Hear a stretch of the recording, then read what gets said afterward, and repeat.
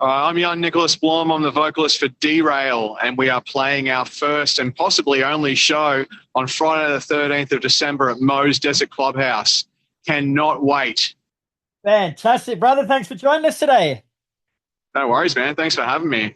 All right, so as you say, Derail are hitting Moe's Desert Clubhouse on Friday, December 13th as part of the end of the year bash with the pour and the whiskeys, bro. Like, it's about time. Correct.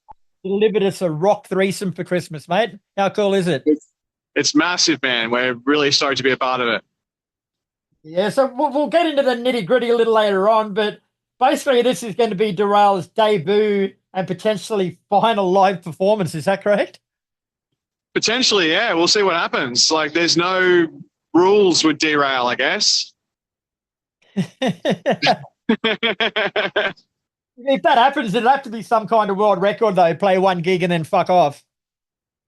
Yeah, well, maybe we're going to take the cake with that. I honestly don't know, man. I never thought we were ever going to take a stage. So the fact that we're doing it is pretty massive as it is. It is, mate. And what's even more massive in my eyes anyway, like, how did you manage to convince Gab from the Pour to put you on for your first ever show? Like, he's a hard man to please at the best of times. Mate, Gav and our bass player, Stu, who's the primary songwriter for Derail, used to play in a band together. Gav and Skeeny were in a band called Lump, and Stu was the bass player. Right. So he's been tight with those boys for years. Yeah, that's a name from the past. How good were they? Lump was probably one of the best bands to come out of this part of the world, I reckon. 100%. I'll never forget watching Lump, when I was sort of coming up in the scene and watching Skeeny on stage. He really taught me a lot about how to be a good frontman, I bet you taught you a lot about what not to do as a person as well. No, he's always been a sweetheart to me.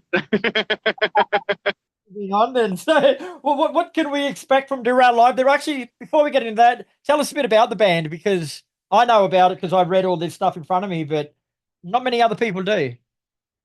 Well, essentially, so Stu and I got together late 2010s and started a project called Dog Without a Day, right? At the time, it was a little bit heavier, just sort of all over the place, but it never kind of came to fruition. And then a couple of years later, he was working on some songs with Tex, who's the other, the guitar player.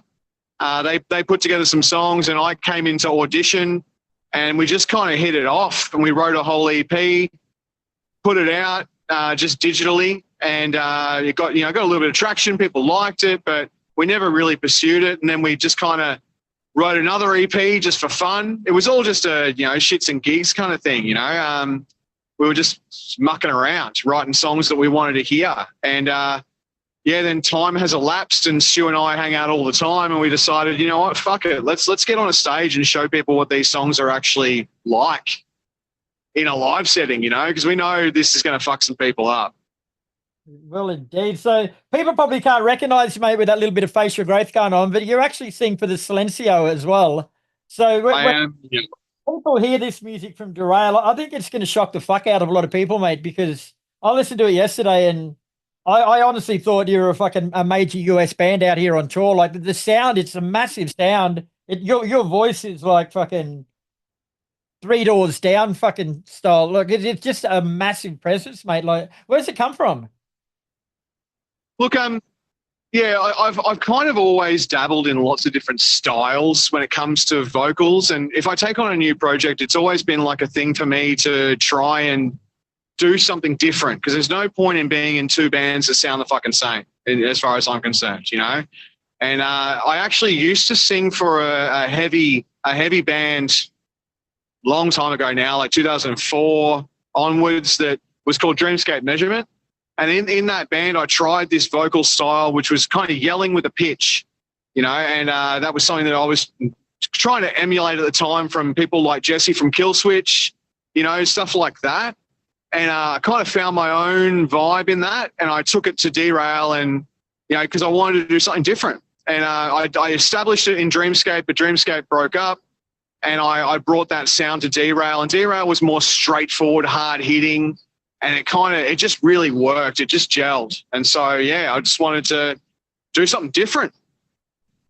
And the band's pretty much gone against the grain from the start, mate. So are you going to even practice before the gig, or are you just going to get up and first time on stage is the first set?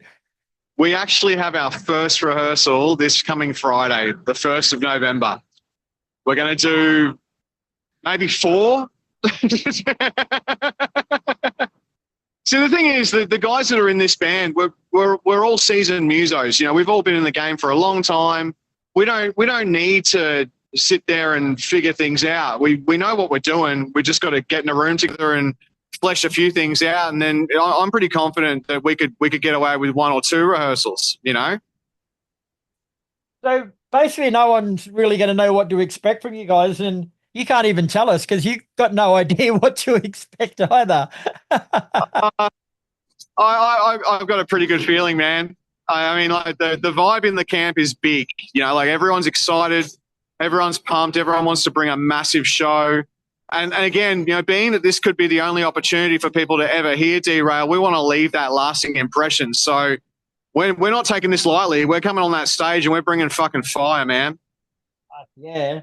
Now, you sort of touched on this a little bit before, bro, but you've released the 2 EPs, Burn It Down and Low Tide, without playing a show. So was there a reason for that? Like, when you only create music, like, you have to agree that the first thing you want to do is get out there and play it live. Like, did you just have to pull yourselves back to not play?